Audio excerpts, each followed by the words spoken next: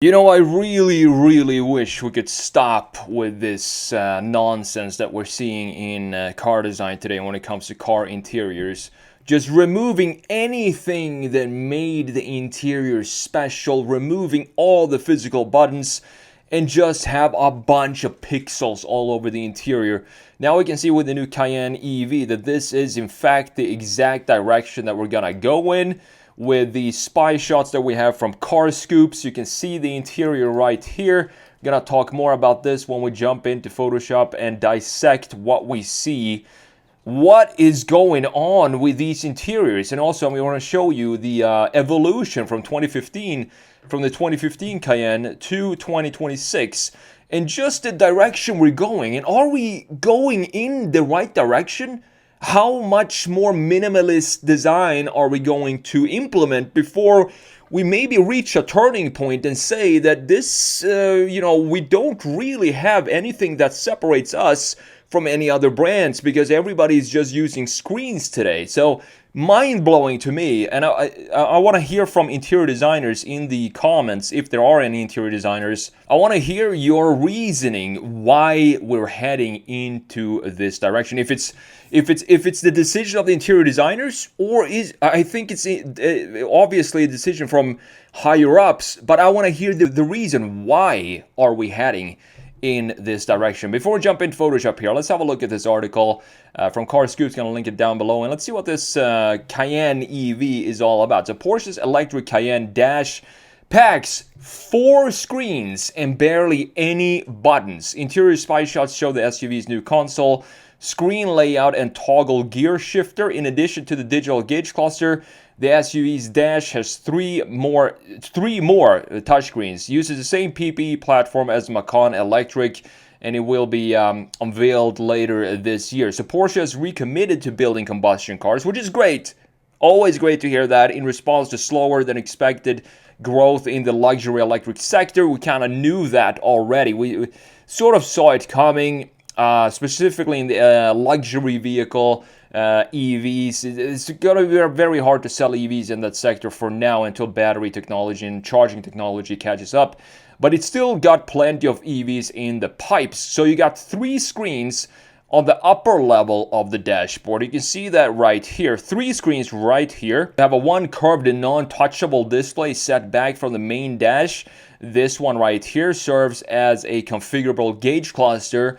Next to that are 2 screens. You see those screens are right here, taking up the entire dash. There is no beautiful materials, no beautiful line flow or styling here. It's just 2 screens. That's what we're gonna put in a new Porsche Cayenne EV. One in the center, one above the glove box, that are housed under a single piece of glass to make it look like one huge display. Stretches across 2/3 of the interior. But unlike the Macan, Porsche decided to go a little nuts here and add a 4th screen into the interior, and that is this one little piece right here that sits right underneath these 2 big screens up top. And this is probably to handle the climate and seat heating, cooling duties, climate control settings with this one. Now, it does look, if you look here, you have these 2 toggles, and I really hope that these are toggles to control the temperature up and down. So we at least, for the main functions of a climate control system, the main functions, up and down temp, that at least we hopefully can keep that physical buttons. That would be great to see. So you got 4 toggles that look like they could be used for nudging the temperature up and down, and these are these toggles right here. Now, looking at this interior, just scrolling through this picture images here, it looks like a desert. No life in this interior. It's just tech on tech, screens, pixels everywhere. It's not a beautiful looking interior in my opinion, and I definitely do not think we're heading in the right direction when it comes to car interiors. I've said it so many times before, but I'm going to keep saying it because I want to see a change for where we're heading when it comes to car interiors. I want to go back to a more, craftsmanship, some interesting materials and features that you can appreciate, some smells, some different textures, not just wherever, if you close your eyes and wherever you feel, you're going to feel glass, like screen surfaces everywhere. it's such a depressing place to be in. So a Porsche Sport Chrono clock sits on top of the dash, a feature that dates back to the introduction of the 997 generation 911 in 2004. And the Cayenne Electric adopts the dash-mounted toggle gear shifter. Now, the Cayenne EV isn't an electrified version of the internal combustion Cayenne. It is a dedicated EV on a dedicated EV platform. You can expect it to start off the powertrains with the 402 horsepower powertrain from the Macan 4. And at the end of the scale, a full house turbo. It's still interesting that they call it turbo since it is an EV.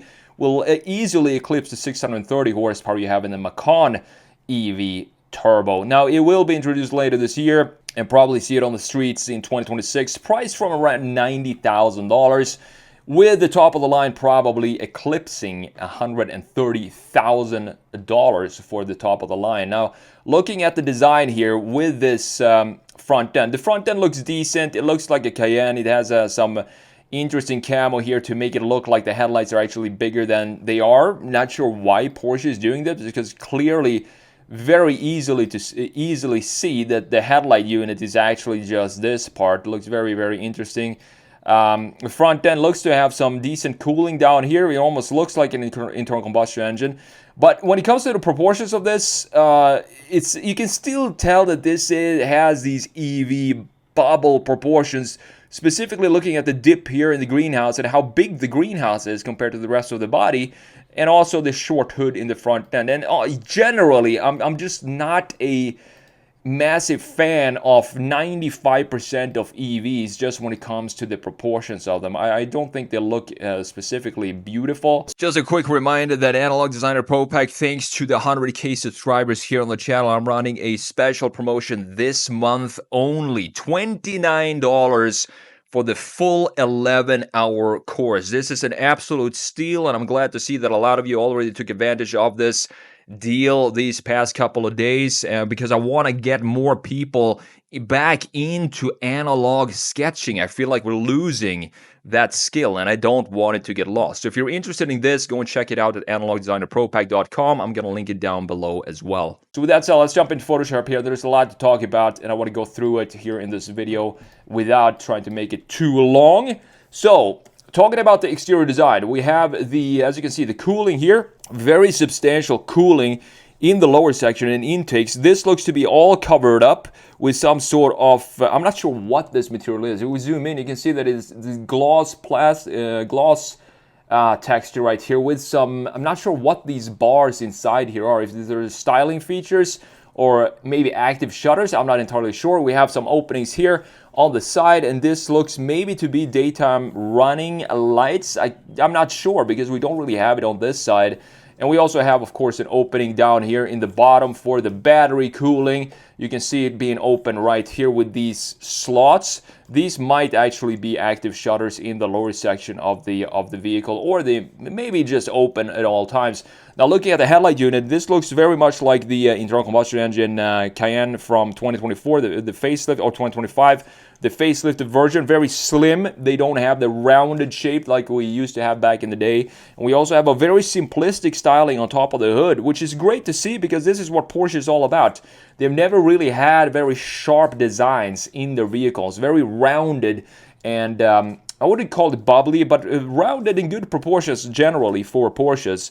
Now looking at the side view, it actually looks like we do have a sharp line right here coming in from the taillight unit, going into the charging port right here, and then fades in this area. Of course, Porsche, I don't think have ever had a sharp shoulder line that stretches from one end to the other. It's just not part of Porsche's DNA, so that's totally fine. And then you have this portion here that carves out some of this volume in the middle section. You have this portion down in the lower section where the battery sits being blacked out, and blacked out trim around the wheel arches as well. Now the proportions of this, maybe the greenhouse look a little too tall in comparison to the rest of the body. I'm not sure, but that is something that you can have when you know, playing around with EV proportions, since you just have a skateboard of batteries underneath. You don't need to house a transmission, engine, or anything like that. You can make the greenhouse a little bigger, and that also adds to this these type of EV proportions that we're seeing in a lot of EVs. And also the wheelbase stretched looking like the wheels. In this case, it doesn't look too bad because the rear axle does not sit all the way back here, almost outside of the vehicle itself like it does in a lot of EVs. These proportions look decent.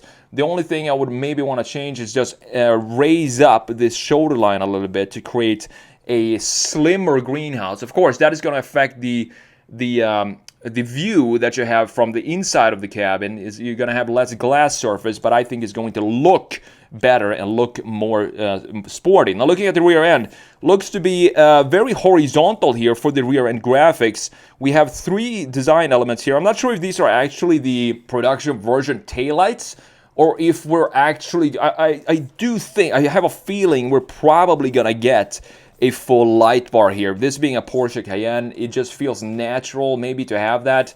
Looking at the lower section, looks like we have maybe some functionality with these vents down here at the bottom and a solid separation between the top half graphics up top and the lower half graphics down low at the bottom. We have a decent diffuser here, not too aggressive. I would expect it to be a little bit more aggressive than this. Maybe that will happen in the turbo version. Now, looking at this interior, and you know, I don't really know what to say except for the stuff that I've already said about interiors like this. I mean, look at this surface right in this area. It's just a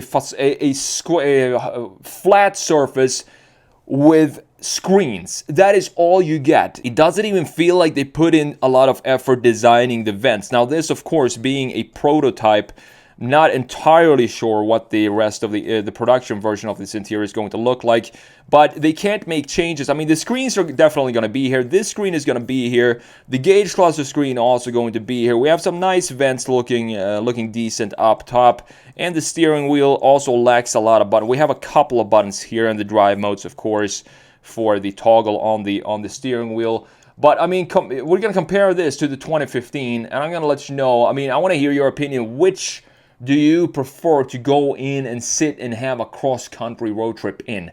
This deserted interior with zero life in it, or the 2015? As you can tell, you probably know already which one I prefer, but we're going to have a look at that in detail in just a minute. Now, you can see the toggles here. Thankfully, it looks like we have a total of 4 toggles. Maybe one is for fan speed and one is for the temperature. I really hope so. We have some storage down here as well in the center portion, and then it just goes into a full screen bonanza across the entire rest of the dash. No beautiful materials, no beautiful styling with some line flow and some elegant curvatures or anything like that. We don't have that. Those days are gone, it seems like. But thankfully, it looks like we have this. This is, in fact, an analog clock up top. So that is, at least that is one tradition that Porsche kept for this interior. Now, looking at the toggles here, zooming in on these toggles, this is probably a volume scroll button. And then you have these toggles here. These are, I think these are actually the only buttons that you have for the entire interior. Remember when Porsche used to have this beautiful center console right here with an array of buttons sitting something like this on the sides? I do believe that was actually the 2015 model year, and that is my favorite interior for Porsches, even though some might say that it's overload of buttons in that interior. I don't think so. I think that is what makes an interior interesting, when you can feel your way to what it is you actually are adjusting. Now, looking at the 2015 interior, and this is the waterfall design of buttons that I was talking about. I mean, look at how beautiful this is with the physical buttons all over this. You have some scroll buttons for the 4-wheel drive system right here, more buttons on the side, and even more buttons up top here, and for the radio settings as well. A small little screen in the middle. That is all I need. I don't want a bigger screen than this. And then we have some nice material, leather wrapped dash for the passenger side, and also this trim piece going in the middle. Steering wheel looks beautiful as well, and the gauge cluster with the big analog tachometer in the middle, speedometer right here, and we have a screen here as well, perfectly laid out. We can have a little bit of digital screens, that's totally fine. But don't make it like we do in the new EV, where you remove all of this, everything, just scratch all of this, and just put all these functions are going into a software now with big screens across the dash. That's just not the way to go, in my opinion. Looking at 2020, this is also a decent interior. You can see the screen looks decently integrated here horizontally like this, but you can see that we still have some nice trim here for the passenger side, and leather wrap dash again going down into the glove box. Now the physical buttons that we have in 2015 now became these not sure what you call them, but these touch buttons that I prefer proper buttons instead of these, but this is still better than having everything integrated in a software. You can see that these toggles, this is why the fan speed and the temperature is probably going to be the same buttons in the 2026 model EV, because we already had them here in 2020, and they probably won't change that up. You have the volume knob right there as well, and a beautiful flow from the screen going down into the vent. So we have a connection between the key graphics for the interior. Everything has a connection to each other, and we still have a digital cluster right here for this portion of the cluster, but the center portion is still analog, and so is the speedometer, looking beautiful. Steering wheel looks beautiful as well, with the big Porsche logo in the middle, and a couple of buttons for the cruise control setting, voice commands, and so on. This is still, 2020 was still a beautiful interior, even though personally I do definitely prefer the physical buttons. Going into 2024, you can see that we're reducing the amount of buttons in the interior, and now the gauge cluster became completely digital. We now have these two horizontal lines like we're seeing in the new EV, and this is could probably also be options as a screen right there. We have a decent sized screen for the infotainment screen right there, and we still have, thankfully, a couple of buttons has survived up until 2024, but they are getting less and less. We still have buttons for the heated and ventilated seats, as you can see here, and also, of course, temp and fan speed up and down with some storage right here. Still beautiful styling for the center console, I do believe, and the steering wheel looks great as well.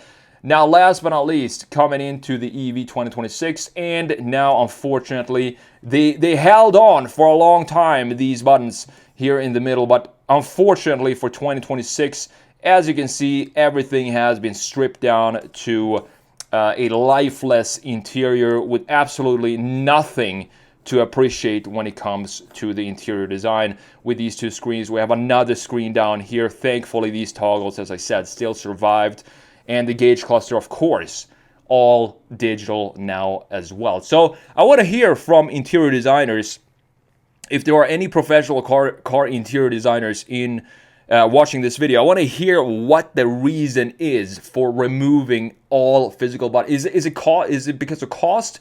Because it costs too much to manufacture all these small pieces that are the different buttons? I assume it's a lot cheaper to have everything integrated and just write code for it instead, because it's not something physical. But we are definitely not moving in the right direction when it comes to car interiors.